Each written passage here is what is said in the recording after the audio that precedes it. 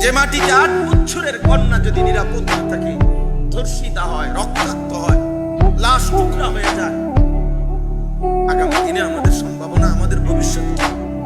আমরা বিল্ডিং করে করবো কি, ব্রিজ করে করবো কি? বলে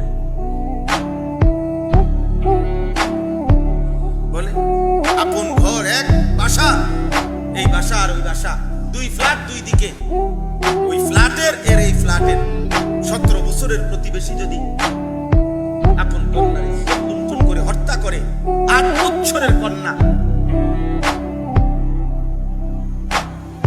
এই জন্য আজ সময়ের দাবি, বেটা ছেলেরা, মুসলমানের নওজোয়ান, তোমরা দাবি করা উচিত আজকে।